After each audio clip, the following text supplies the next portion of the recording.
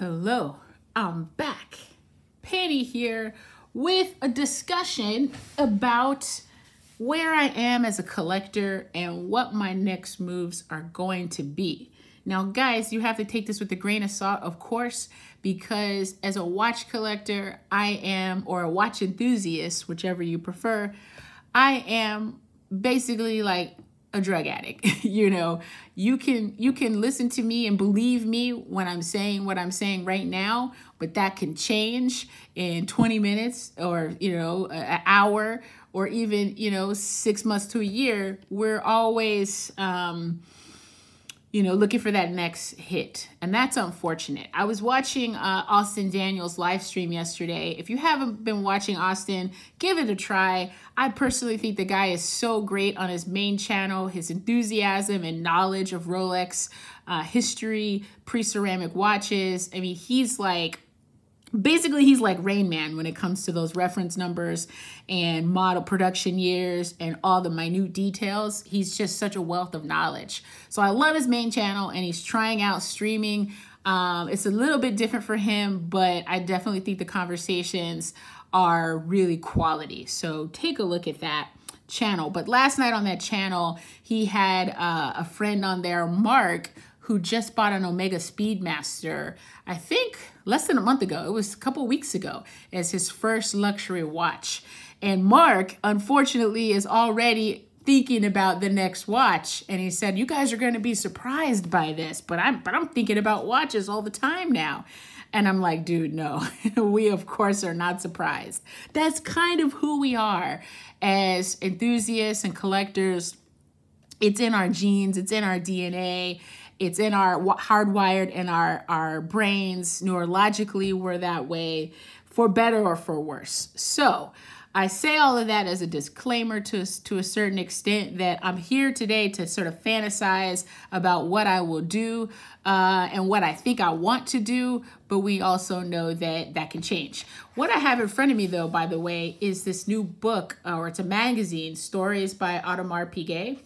They mailed me this last week, I think it was, and I love it. Like, it's got let's see, you can see at the top, issue 2. So I don't know when issue 1 came out, but I didn't get that. I don't know if I was an AP customer at that time, but maybe in your first year, you get these books, and you get, definitely, this is my second gift or surprise from AP. And it's a really cool magazine. There's some neat stories in here. There's actually, it's got the comic book style, aesthetic, but there's actually a couple of stories on the making of the Black Panther watch. And there's some interviews and just discussions. Let's see. It came with a card. This one's not sent to me directly, but it's more general. It's not personalized the way the roses were. But man, AP has such a nice touch. There was an artist under lockdown story that I found really cool. So I love this. This is amazing, right? That they do this. And this is something that is just a touch of class and a touch of like sophistication that I definitely think is lacking in my favorite brand, my so-called favorite brand, Rolex. I really am loving the AP experience. So that's going to factor into, guys, what I'm going to talk about today. And I'm wearing the BLNR. I've been wearing this. I'm back to my 1 week rotations, because a month rotating, one month of wearing the same watch was getting a little bit difficult.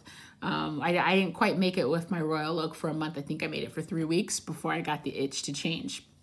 So back to the BLNR, I'm going to talk about this watch, but I also want to kind of talk about where I am as a collector. So here's a little sample of my collection. This is my wife's Speedmaster, but it's an honorary member of the team now that I sold mine. So many people didn't want me to sell the Speedy, but I just think that y'all didn't realize that this is the same watch, guys, except for the fact that it has the display case back. It actually still has the Hesselite crystal. So I got the Speedy, but I got these watches here today because it kind of represents my journey in watch collecting. I started from the bottom. I started with the Speedmaster Professional, and then I went through basically 3 of them. This is our 3rd one. And I think it will always be in some way or shape or form in our collections, a Speedmaster. I probably on my side of the collection will get a special one at some point. My wife is actually on the list for the Snoopy, and we're told that we're #1 on that list. So when our AD, if they get a Snoopy ever, that we would be the ones to get it. And I keep touching base with them, and they keep confirming that in writing that we're the one. So maybe we'll get a special Speedy, but I think we'll always probably have the professional. I don't know if we'll always have this one, just because if we're gonna have the classic, I kind of would prefer a 60s era or even a 70s Speedmaster with some patina on the dial. But the Speedmaster is either going to be on my side of the collection or hers. I think right now we probably actually just have one collection, and I should just call it one household collection, if you will. And then the AP, you know, man, my tastes and my feelings about this watch are constantly changing. And I'll say a little bit about that. And then the Kermit, the latest acquisition. So let me say a little bit, and I'll put the BLNR here in the shot. Let's say a little bit about where I am, you know, where I started, what I like in watch collecting. I started with the Speedy, and I always thought it was going to be my favorite watch. It was, for sentimental reasons, but I love it. And when I put it on, it's like an old friend, right? But I don't think I have the same passion for the Speedy as I did before. It's nice to have, and I love it on a strap, but my heart is definitely not there. Where is my heart? Where is your heart, Penny, in watch collecting? It can get away from us so easily, and we could get distracted by so many other things. Where is my heart? Well, I thought my heart was going to be with the Submariner LV, not necessarily this one, maybe the ceramic version. And then, as you know, I got the ceramic, the Submariner 41, and that wasn't really for me in the terms of the size. And there's just a couple of things about the 41 that bugged me, mainly the width of the bracelet being 21 millimeters. It just felt chunky. I actually don't like, this is a side here, I don't like the unpolished bracelets on a watch that I'm gonna wear in a dressier circumstance. And I felt like the Sub 41 was wider and unpolished. It just looked dull on the wrist with like a dress shirt or something, even though the dial was glossy and ceramic and popping. That bracelet was so understated, and it just contradicted the look a little bit. So what I would prefer is polished center links on a sports watch. And I know everybody in the world hates that, but I don't. I think the Jubilee bracelet jazzes this up, and it actually is consistent with what the dial is doing and what the bezel is doing in terms of its, you know, shininess and sparkliness. I feel like the Jubilee bracelet is in the same vein as that. It's not trying to tone it down. It's like, okay, let's go, you know, in the same direction. And in this case, the aluminum bezel and the brushed oyster bracelet are also in the same direction. So they're consistent. But the Sub 41, you know, with the ceramic bezel, the glossy dial, and the muted bracelet that is thicker and bigger, it just was too many little contradictions there. So anyway, thinking about the Submariner, I think I'm not a Submariner person. I am enjoying the Kermit. The Kermit is absolutely the right size for me. This particular case size, going back to the classic dimensions and with the maxi dial, it works for me as much as any Submariner probably could. But I honestly think the heart is in the size of this, and like this, even the size of the AP I have really come to appreciate and love. But my heart is not necessarily in a dive watch. I'm not a big dive watch person. And I kind of knew that about me, and I knew I just wanted one sub. And if I was gonna have one, it would be between this and probably that 2-liner that I also really like. But I'm not so sure how long-term the Kermit is gonna stay, guys. That's where I am right now, is that my heart is actually in the GMTs. I love the bezel, I love the functionality, and in this case, I love its consistency with the pizzazz on the bracelet and the pizzazz on the dial and the bezel. I love this combination. I love the elegance of the Royal Oak. And we want to talk about contradictions. Like, it does have a somewhat rugged exterior, but its contradictions really work well. It has the rugged case design, but everything else about this watch is dazzle. It's not understated in any way. And so I feel like it's consistent enough. And I really, really, really like it. And like I said, I like what AP is doing as a brand to increase your loyalty and attachment to them with these little extras every now and then. And then the boutique experience is so cool. So AP kind of is getting my heart a little bit here, guys. And I think there's always room for a Submariner.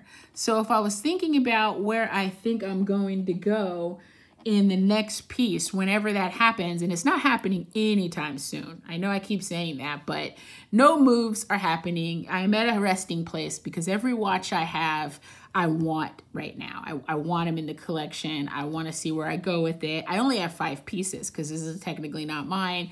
So I've got 5 watches. I really enjoy them. And I'm hunkering down for the long haul. Nothing is going to be happening in the holiday season. We are not buying watches. We're not doing anything special. Watch-wise, I would love to wait. And we also have some career things on the horizon. There might be changes in Empress's job. And so we really kind of have a little bit of uncertainty in seeing what the next steps are there. So we're not going to be making any out-of-pocket, like, you know, we're not going to buy a watch during this time. So we're just going to let it coast and enjoy. And I think that does create a sense of ease in the hobby, which is such an anxious hobby. To know that you don't have to wheel and deal, you don't have to strategize, you don't have to pursue anything, you just have to coast right now. And I think that's where I am for both, you know, from a desire standpoint and then a circumstantial standpoint. Like, I'm not going to be able to buy anything. But in the future, this is the one to watch. I realize it's a collectible Submariner, and that's partly why I wanted it, because it felt special compared to my 41, which didn't. I love the size. I love the green. But I wonder how much, you know, because I'm not a saver when it comes to my fund. I used to be a saver for watches, no problem. And I would buy a watch every year, maybe 2. And then Empress and I would kind of take turns. It was so slow. But the whole COVID time accelerated everything. And I'm always working with depleted watch funds. And so, you know, I don't want to borrow from other sources or overstep our boundaries financially. So I'm always starting my watch savings over. And I used to say I have a keeper's mentality in that I don't want to sell. And that's mostly true. Most of my core collection, you know, the other 4 watches, so you've got the AP, you've got my Explorer 2, you've got my Milgauss, and you've got the BLNR, as well as the Kermit.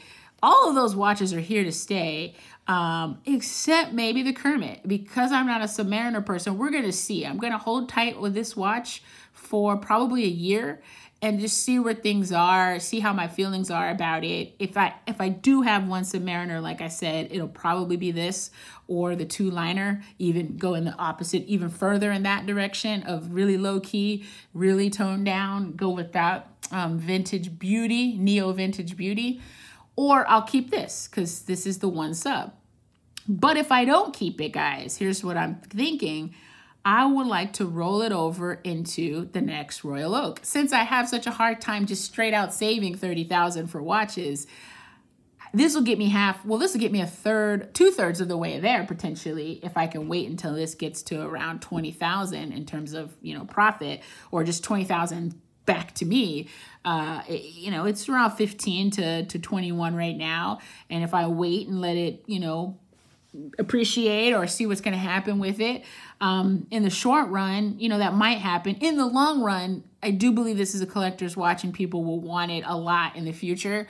I'm just not sure I'll be hanging around with it for that long. I'm thinking of I am getting it serviced. It'll have updated service papers and service history. And then maybe, guys, I might roll it into the next Royal Oak. I think I'll roll it into a Royal Oak chronograph, purely because my tastes are starting to change a little bit. And I absolutely, this is like a sublime watch wearing experience. This too, you know, the GMTs are sublime. And I think as far as Rolex is concerned, I think I really just want to collect GMTs from here on out. I want to get a Pepsi and I want to get a Coke. And that doesn't go away. That desire doesn't go away. Obviously, the Coke is going to be pre-ceramic unless they re-release it, which I hope they don't, because that'll just be a pain in the butt. And then the pre-ceramic ones will soar, and that will be all annoying. So I hope they don't re-release it anytime soon. So because I would love the original and only Coke bezel GMT. And I think I know I want a Pepsi. So I think as far as AP is concerned, the Royal Oak chronograph is the one that I have my sights on. It's the one I've mentioned to our salesperson at the boutique. I am nowhere near ready for it financially. Eventually, maybe this will go toward that. We'll see. Or I'll have to be patient and just not buy anything and save, you know, for a year to get it. We'll see about that. But as far as Rolex is concerned, this is why I can't save enough to get the Royal Oaks, is because I'm definitely going to buy a Pepsi. Not this year. I'm going to put my name on the list at both ADs. I'm going to talk to them about it. I do want another ceramic GMT because I love this so much. It does wear so much better than that Submariner 41. Look at the size of the clasp, first of all. It's not super thick and big and long. No puns there. Also, because of the Jubilee, it's just more elegant to me than a lot of the Oyster watches. But I am going to ask for it on an Oyster bracelet because I want to have the ability to change between the two. And I like the polished center links, guys. I like the polished center links on a Rolex sports watches. Wait a minute, Yes, it does. It does. So the original Batman had polished center links. Everybody hated the polished center links Oyster. So I'm assuming, I think, that the new Pepsis have a polished center link Oyster bracelet. And that's what I want. I have that on my Milgauss. No problems with it, guys. I love it. Because, like I said, it's a sports watch, but everything about it is going in the direction of luxury. Aside from the fact that it used to be a tool watch. It's like the sports watch, formerly known as a tool watch. And it has become a dressy sports watch. And I think it's successfully dressy with the GMT configuration and the GMT models with that polished center link bracelet. But I don't think it's successfully a former tool watch, now luxury watch in the Submariner. And I think that's exactly what guys tend to like about it, is the Submariner still kind of remains that way, but it is not what I liked about it at all. If you're gonna go to be a tool watch and be understated, be this, because this is that. But the newer cases, ceramic bezel, the shiny, you know, white gold surrounds, all of that to me is just more consistent with the polished center links or Jubilee bracelet, like the AP, which has just a little bit of its tool aesthetic and its utilitarian aesthetic here with the case design and the brushed finishing over here on this part of the case and on the crown. However, everything else about it, how immaculately done and blasted this bracelet is and how well constructed it is, plus the tapisserie dial, plus all the finishing on the inside of the dial, that is all going in the luxury kind of sporty category. And so that's kind of what I learned that I liked. This is my long-winded way of saying I started over here with really, really low-key tool all the way, like a vintage tool aesthetic. My heart still has a small spot for that, a soft spot for this, but I think I am more really trying to find out who I am in terms of collecting, and I'm more leaning here now. Not only because of everything that the brand is doing to retain customers, but just because of how well this looks and fits. And I would go for the 38 millimeter. This is the 37. I would go for the 38 millimeter chronograph, hopefully with white and the blue subdials. Oh my gosh, that watch makes me just like gasp when I see macro shots of it, you know, and close up like photography. I'm just speechless in terms of how beautiful I think that watch is. Even the gray one is really nice. So I think that I need that experience on my wrist. I get it from this because of its dial and its dial and its bezel and its Jubilee. It feels very cool and it's got the functionality. I'm just never too sure about the Sub and me. You know, that's the realization. Guys, thank you for listening to my meanderings and my ramblings. I always appreciate this community and the feedback and the fellow collectors out there and the people that I've met. It's really, really, really, truly awesome. So thank you for listening. Who knows? All of this could change. My next watches, I think, my next watch will be a Pepsi, whether it's a pre-ceramic or a ceramic. And then possibly the Royal Oak on the horizon, another one. That would be really quite cool. All right, peace.